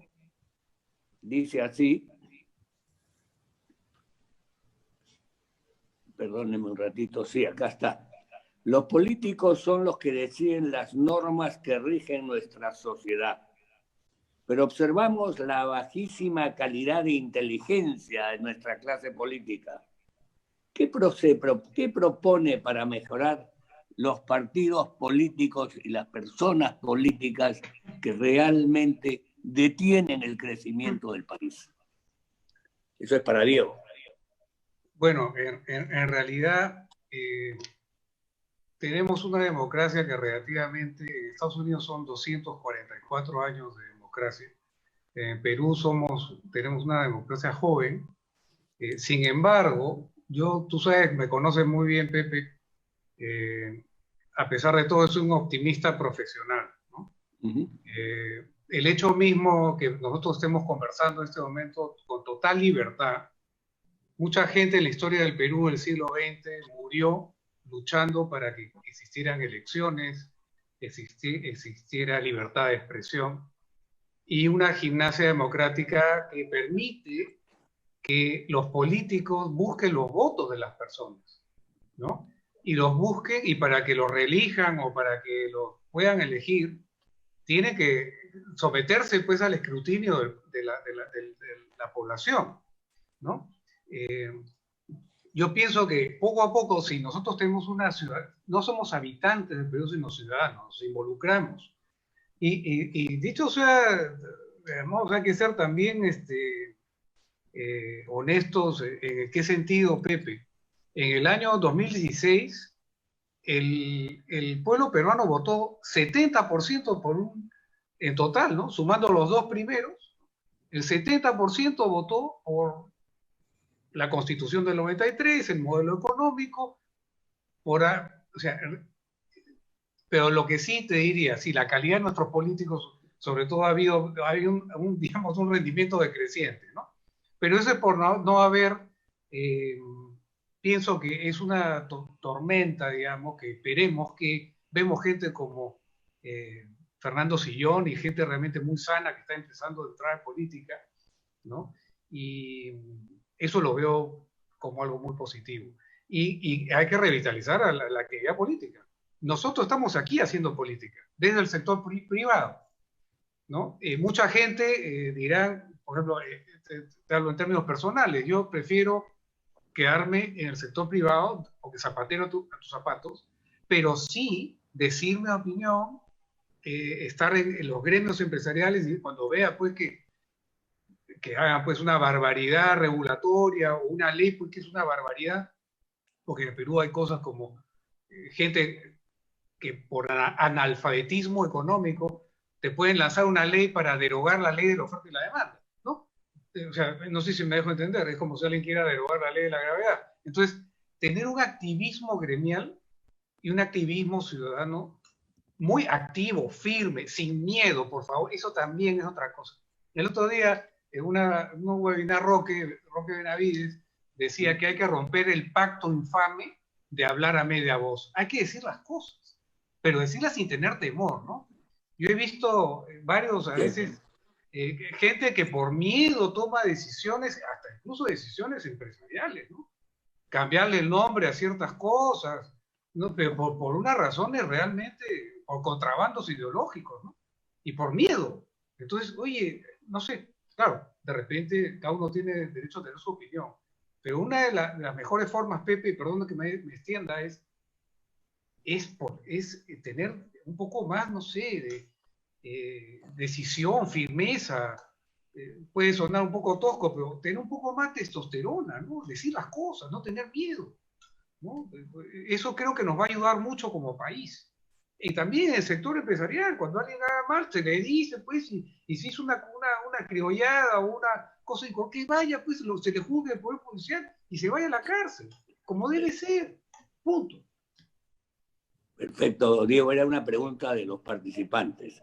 Seguimos con una pregunta también para José Manuel, de uno de los participantes, que dice así: ¿qué le parece el asociar al agricultor pequeño y o informal con la agricultura moderna, tan exitosa como una palanca para ir eliminando la informalidad y mejorar la productividad? Para ti, José Manuel. Sí, es una pregunta clave que siempre nos hemos hecho, y precisamente la idea de crear un fondo de desarrollo tecnológico con los mismos impuestos que pagan los agroexportadores lleva a eso, a la asociatividad, porque la asociatividad es organizar a los pequeños agricultores para que compren al por mayor y vendan al por mayor, porque ahora compran al por menor y venden al por menor. Entonces, compran al por menor caro y venden al por menor también con muy bajos precios. La asociatividad es clara en esa cadena. Ahora bien, por ejemplo, lo que se ha hecho en muchas otras partes, yo he tenido la oportunidad de apoyar con un organismo internacional proyectos específicamente sobre este tema, que organizamos toda la cadena. El exportador era el más desarrollado. Este exportador canalizaba créditos que iban hacia los proveedores del insumo, en este caso el producto, el agricultor, que era el más pequeñito. Entonces hacíamos toda la cadena. Y en algunos casos se daban beneficios como este que estoy proponiendo para desarrollo tecnológico, para que el empresario brinde capacitación, ¿no? Provea todo lo que requiere el agricultor en términos de servicios que no lo puede conseguir, ¿no? Y además los pueda capacitar en sus adquisiciones y les puede canalizar, por ejemplo, semillas mejoradas, buenos fertilizantes, buenos pesticidas, no cualquier pesticida que está proscrito en un producto que se exporta, ¿no? Entonces, sí es importantísimo fortalecer esta cadena. Como dije anteriormente, los agroexportadores deben ser la locomotora, pero el resto de vagones tiene que estar ligado para que todo se mueva, porque mucho de eso ahora solo está, como decimos, pegado con chicle o sencillamente está muy disperso. La idea fundamental de los planteamientos es que se organice toda la cadena, que desarrolle toda la cadena. Por ejemplo, yo he trabajado con contratos a futuro en los años 80. Imagínense, cuando todavía no había sido derribado el muro de Berlín, el año 87, el año 88, ya trabajábamos en la agricultura, asociatividad con contratos a futuro, con los trading. Entonces, eso se puede hacer y eso facilita todo el proceso y además genera ingresos, genera beneficios a los más chiquitos. Esa es la idea que yo planteé en el libro que publiqué sobre agroexportación en el año 2002, que se refiere a estrategias para lograr competitividad. A decir del presidente de ADAX de ese entonces, fue el vademecum que faltaba para la agroexportación, porque recoge una serie de artículos que yo había publicado y propuestas también de otros profesionales de aquella época, y que hablábamos, en aquellos momentos se hablaba de los acuerdos bilaterales y multilaterales, cuando todavía ni siquiera estábamos discutiendo el famoso TLC. Entonces, ya desde aquella época veíamos que el mercado internacional iba a ser nuestro principal objetivo para desarrollar el agro.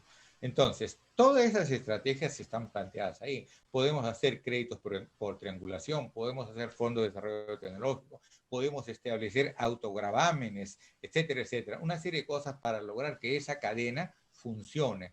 De esa manera modernizamos todo, pero con una gran ventaja, que el pequeño agricultor se inserta en no solo suministrar los productos, sino obtener beneficios en la cadena exportadora. Eso es clave y espero que con esto haya respondido la inquietud de la persona que ha preguntado. Gracias, José Manuel. Ahora viene una penúltima pregunta para ambos. Dice, ¿por qué en lugar de estar sacando a los ambulantes a palos, quitando sus mercaderías, no se les organiza en ferias y se aprovecha para formalizarlos con incentivos, créditos, permitiéndoles un crecimiento para incentivar a los que no quieren formalizarse? Esto un poco que ha sido contestado, pero vale la pena que vuelvan a contestarlo nuevamente para ustedes dos. ¿Puedes hablar, Diego? Sí, sí, claro. Mira, totalmente de acuerdo, Pepe. Yo creo que ahí pueden intervenir autoridades, por ejemplo, primero, registrarlos, censarlos, ¿no? Que esa es la primera parte, tenerlos registrados, luego organizarlos en un lugar, digamos, mudarlos a algún terreno, brindarles algunas facilidades, y ellos no quieren dádivas, ¿eh? Ellos lo que quieren es la oportunidad de formalizarse. De ahí la idea, por ejemplo, que SUNAT le regale, por ejemplo, un software contable o de ventas y cursos virtuales, ¿ya? Y una tregua tributaria, por ejemplo, de 5 años, ¿ya? Y que cada cosa que ellos compren, tienen que pagar IGB, 1% de ese IGB vaya a un fondo de pensiones personal de ellos, ¿ya? Y otro 1% del IGB a un fondo que sea, por ejemplo, lo que habla José Manuel, un fondo tecnológico para que les dé asesorías. Por ejemplo, el clúster de muebles en Villa El Salvador, eso se inició en el Arenal. Y el otro día tuve la suerte de ir con la embajadora de Suecia a Villa El Salvador a visitar este clúster, precisamente promoviendo los derechos humanos en la microempresa. Y salió un grupo que le dijo a la embajadora de Suecia, ¿sabe qué? Usted es sueca, ¿no? Sí, sí, hemos escuchado esa compañía IKEA va a venir al Perú, nosotros queremos ser sus proveedores, queremos formalizarnos, o sea, están ávidos. Lo que pasa, y lo gracioso, te cuento ya como anécdota, Pepe, perdón que a veces hablo mucho, hablando con uno de ellos, ¿no? Le digo, oye, ¿qué tal? ¿Cómo te va? Oye, ¿tu hijo te ayuda? No, me dicen, mi hijo está haciendo una maestría en España, pero no quiere venir. Entonces yo le digo, pues dale un pedazo de participación de accionaria de tu empresa. Sí, pues, no, me dice. Y le doy, y dale algo variable si logras objetivos, pues. Y además, ese talento, o sea, hay una revolución silenciosa en el Perú del capitalismo popular, ¿no? No hay que tirarles palos, hay que ordenarlos, hay que ser proactivos, hay que ser inteligentes, ¿no? Y sobre todo, es impresionante, ¿eh? Yo veo ahí una energía empresarial espectacular. Totalmente de acuerdo contigo que no hay que darle con la pregunta. Gracias. José Manuel. Sí, efectivamente, yo he sido muy crítico siempre de estos aspectos, ¿no? Porque por algo se autoemplean, por algo generan pequeños negocios, porque algo los empuja a eso. Sin embargo, en vez de aprovechar esa voluntad, en vez de aprovechar esa energía de manera positiva, como hacen en las artes marciales, ¿no? Siempre un golpe dice hay que aprovecharlo para utilizar esa energía. Igual acá con los emprendedores y los que se generan autoempleos. Tenemos que aprovechar esa energía para organizarlo, para formalizarlo. Podemos bancarizarlos rápidamente, podemos hacer que se asocien para vender al extranjero, pero esa es la función que tenemos que impulsar. Pero tiene que ser, como dije en la anterior intervención, tiene que ser una función permanente, tiene que ser una actividad permanente, que no vengan y la cambien a cada momento, ¿no? Que no venga un cambio de ministro, un cambio de presidente iluminado y que vuelva a descubrir la pólvora, porque estamos en esos tumbos hace mucho rato dándonos la vuelta. Entonces, hay energía, hay una voluntad, y se ha acuñado ya en varias oportunidades el término el capitalismo popular, ¿cierto? Hay una voluntad por salir adelante. La gente lo hace porque algo encuentra que no le permite salir adelante. Si tiene mucha tramitología, si tiene muchos costos, si no tiene la oportunidad, si no tiene la formación y no le vale su experiencia en un trabajo, sino un título logrado en una universidad o un cartón sacado en Azángaro, entonces obviamente se transforma en informal. Eso es lo que tenemos que aprovechar, esa voluntad. Yo la he vivido N veces.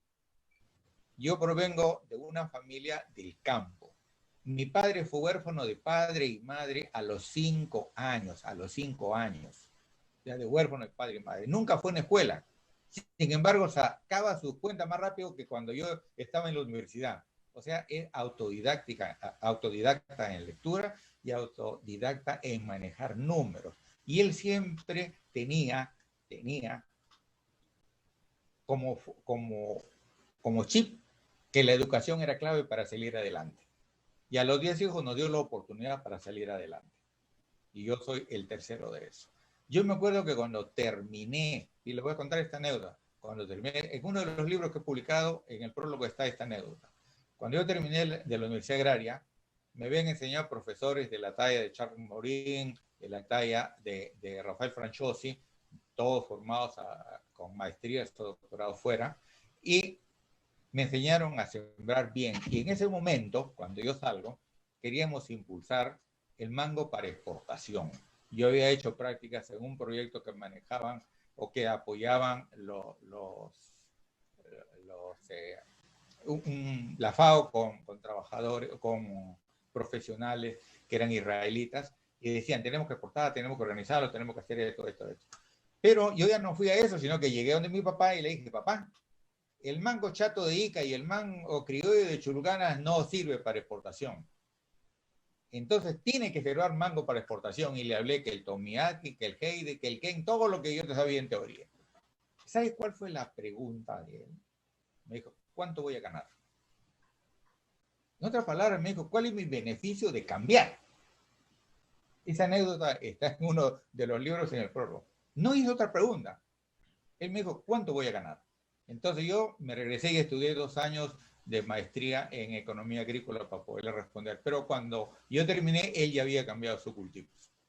Entonces, esas cosas muestran que la gente, aún sin tener los cartones que a veces tenemos algunos, está deseosa de salir adelante, quiere respetar las normas. Muchos de ellos respetan las normas, ¿no? Pero, ¿qué pasa? Que cuando van a generar una actividad o quieren generar una empresa, es tal la cantidad de aspectos legales, administrativos, que terminan por decir, ¿sabe qué? Yo no cumplo con esto y me dedico a producir. Y hacen las cosas. Pero ese espíritu emprendedor lo tenemos todos los peruanos.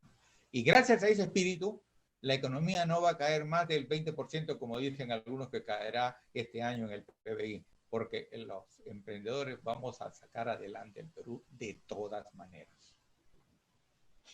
Muy interesante. Yo lo que ya, para terminar, en todos los webinars que yo he tenido relacionados con la informalidad, siempre he buscado la fórmula y manera de que las instituciones privadas, y esto aquí también, Diego, tú participas en esto, y José Manuel de alguna forma tiene acceso, tendrían que unificarse y buscar fórmulas para acercarse a las asociaciones de informales. Son muchísimas, como bien mencionó la vez pasada Hernando de Soto, sobre todo en el tema minero, que él sí lo hizo y sí consiguió de una forma u otra un consenso y una propuesta que creo que es el momento de tenerla para poder, dentro de la candidatura que más nos interese, proponerla para el próximo gobierno. Pero tenemos que saber perfectamente qué es lo que ellos quieren, qué es lo que ellos necesitan. Necesitan colaboración, ayuda, un montón de otras cosas que hoy en día la formalidad lo único que hace es reducirles los ingresos a través de seguros, de asistencia de médicos que ni siquiera funcionan bien ahora, educaciones que no funcionan tampoco. Entonces tenemos que buscar fórmulas adecuadas para hacer la propuesta correcta. ¿No creen ustedes que eso es factible? Pepe, yo creo que es más que factible, es una necesidad, ¿no?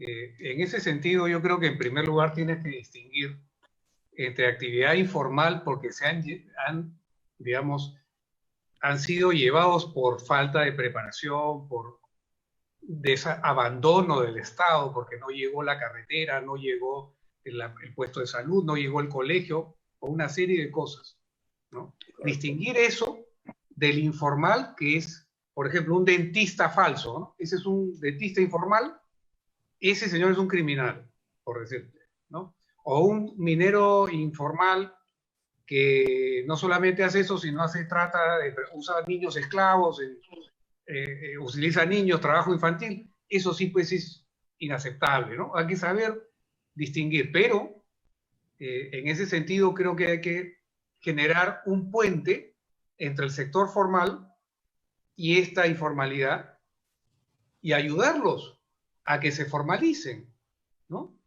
Yo te digo, yo no me gusta hablar de cosas, digamos, que con mis socios hace 30 años, nosotros les enseñamos por cómo llenar un cheque, cómo llenar un cardex de almacenes, yo estoy en industria de construcción, ¿no?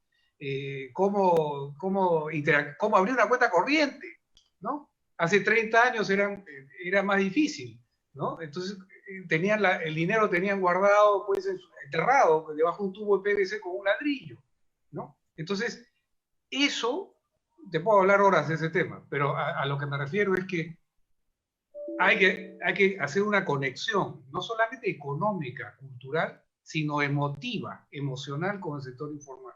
Es sumamente noble ese sector. Gran parte, la gran mayoría, como dice muy bien José Manuel, están ansiosos, y yo también lo he visto, de querer ser formales, de poderse conectar con la mediana y la gran empresa, con los mercados de afuera. Es impresionante, están como esponjas. Lo que falta es que nadie los mira, nadie les pone atención, el Estado los tiene abandonados. Y lo dejo con esta referencia literaria. 2 libros de Vargas Llosa, yo sé que es antipático para mucha gente, pero en los 80 escribió un libro que se llamaba La historia de Maita, que era un peruano pobre que se dedicó a ser comunista, ¿no? Y guerrillero y terruco. Pero fíjate cómo habrá cambiado la cosa, que en los últimos años hizo un libro Vargas Llosa que se llama El héroe discreto, que el personaje es Felicito Yanaqué, que es un empresario emergente, ¿no? Que tuvo éxito, pero el pobre hombre tiene problemas de seguridad porque le piden cupos. Los funcionarios corruptos le piden coima. O sea, ese Felicito Yanaqué, hay miles en el Perú. El sector formal tiene que acercarse, ayudarlo, hacer alianzas con ellos, ¿no? Y unido con instituciones que funcionen. Y ahí viene el tema, perdón que vuelva a la pregunta anterior de Pepe, hablaste de los políticos. Hay mucha informalidad en la política, ¿no? Como dicen, vientres de alquiler, no hay un político profesional. Acá ha habido políticos profesionales, eran Lucho Bedoya, Fernando Belaúnde, el propio Alan García. Otros eran improvisados, ¿no? Entonces ya dejemos pues de tener, no sé, futbolistas, actores y de repente cocineros que entran a la política. Tengamos gente más cuajada, gente más profesional. Por ejemplo, en la escuela de gobierno de la Católica, la escuela de gobierno de la San Martín de Porres, hay gente ahí muy capaz, que se ha formado para eso, ¿no? O sea, bueno, hay tanto para hablar, pero también para hacer. Y eso quiero dejar el mensaje, Pepe. En el sector privado formal estamos trabajando este tema hace muchos años, pero es como que te estás peleando con leones, ahí estamos. Hemos logrado, eso es un triunfo, creo, y de Perú, ¿eh? Logramos que Naciones Unidas, la OECD, meta el tema de la informalidad, porque, oye, venían acá todos estos funcionarios, burócratas dorados, solamente supervisaban a los formales. Entonces la reflexión es, ¿usted sabe que más del 95% de las violaciones de derechos humanos se dan en la informalidad? ¿Y por qué todas las ONG solo se dedican a los formales? Ok, que también se dediquen a eso, pero pongan las balas donde está el problema, ¿no? O sea, realmente, bueno, ahí puedo hablar mucho, pero la verdad creo que, Pepe, yo te agradezco mucho esta oportunidad. Soy fan de tus almuerzos, bueno, somos grandes amigos y realmente estás haciendo patria. Esto no es hablar, esto es importante porque son opiniones de gente como José Manuel, que ha estado realmente, como dicen, en el caballo, ¿no? Y son gente experimentada que hay que rescatar, ¿no? Creo que es bien importante y estoy seguro que la gente va a empezar a oír gente como José Manuel que sabe, pues, sí, claro, que ha vivido las cosas, ¿no? Gracias. Te agradece mucho, José Manuel. ¿Quieres algo que agregar, por favor? Sí, mira, es urgente formalizar la informalidad, es urgente trabajar con otro chip, es urgente que nosotros modernicemos nuestra actividad económica. Pero muchos de los que gestionan a nivel de gobierno no lo están haciendo, lamentablemente. El sector privado tiene su esfuerzo, el sector académico también hace planteamientos y ojalá en algún momento se tenga que agarrar el toro por las astas. El presidente en este momento, con la aprobación que tiene, claro, menos que lo que tenía hace algunos meses, pero con esa aprobación y con lo que hemos sufrido con esta pandemia, debe tomar hoy el toro por las astas para trabajar el aspecto de la informalidad. Es urgente la formalidad. Porque si no lo hace, vamos a salir con el otro chip. Como no podemos hacerlo, mejor hacemos un acuerdo de gobierno a gobierno para que nos venga a resolver la informalidad. Y eso es lo peor. Eso es lo peor. Ningún gobierno extranjero nos va a venir a enseñar a hacer canales, bocatomas, presas, porque nos sentimos orgullosos de toda una hidráulica ancestral que manejamos en el país, pero por nuestra incapacidad para gestionar, por nuestra incapacidad para invertir, por nuestra incapacidad para cambiar la norma de contrataciones, ¿no? Ahora todo lo queremos solucionar con acuerdos de gobierno a gobierno. Yo me sentí orgulloso en distintos países cuando han hablado de los ingenieros peruanos, los ingenieros que saben hacer pesas, los ingenieros que sabían hacer túneles, los ingenieros que subían de la costa en pocas horas hasta la sierra en construcciones, y ahora resulta que los ingenieros no sabemos nada de eso porque alguien de afuera nos tiene que venir a resolver el problema. Y eso es la incapacidad que tenemos que cambiar. Porque esa es justamente una de las taras de la informalidad. Porque se llega mucho informal a cargos donde se repite, como le digo, las deficiencias en esas tres capacidades. Y al final terminamos diciendo, como se demora mucho todo esto, como hay mucha corrupción, como no terminamos los proyectos, como hay 1000 y pico de proyectos abandonados, entonces vamos a hacer un acuerdo de gobierno a gobierno porque nos enseña a hacer agua potable, para que nos construya escuelas, para que gestione o nos dé asistencia técnica en hospitales, para que nos diga cómo manejar todo lo que fue el fenómeno del niño, etcétera, etcétera, ¿no? Entonces, eso es también un concepto informal que muchos que están en la gestión pública lo tienen metido en la cabeza. Aquí tenemos, así como hay emprendedores, así como hay una voluntad para ser cada vez más formales, así como tenemos un capitalismo popular que es emergente, así tenemos cantidad de ingenieros en este momento que quieren participar, pero que lamentablemente los sistemas a nivel público no les permiten. O las taras famosas de los impedimentos para ser funcionario y tener una actividad privada. Entonces, mucho de eso también hay que corregir. Cuando yo era ministro, quería traer a muy buenos profesionales, compañeros de mi promoción o gente con la cual yo había trabajado o que habían trabajado conmigo en algunos proyectos y tenían actividades que contrataban con el Estado y decían, no, conflicto de intereses, no, porque me voy a quedar sin trabajar, sin hacer contrato con mi empresa y aquí esto puede demorar 1 mes, 2 años, 1 año y después me quedo pateando latas. Entonces, muchos impedimentos también están ahí porque la gente ha dejado de lado la ingeniería y se ha metido a generar normas. Los administradores, los economistas, los abogados hacen tal cantidad de normas. Es un enredo la contratación pública. Y entonces, ahora, como no queremos o no podemos desenmarañar ese enredo, queremos resolverlo todo con el apoyo de gobiernos extranjeros. Eso realmente para mí es muy, muy lamentable. Yo que me sentí orgulloso, que he caminado como pavo real cuando he estado en otros países y que me decían que la ingeniería peruana era muy buena y que la ingeniería hidráulica era de las mejores. Entonces ahora, sencillamente, el hígado me ha crecido un poco. Así que gracias, Pepe, por esta invitación. Un saludo a todos y tal vez en otra oportunidad podamos seguir conversando. Muchas gracias. Bueno, muchas gracias a ustedes, a Diego, a José Manuel, por lo interesante de lo que han explicado acá y han expuesto.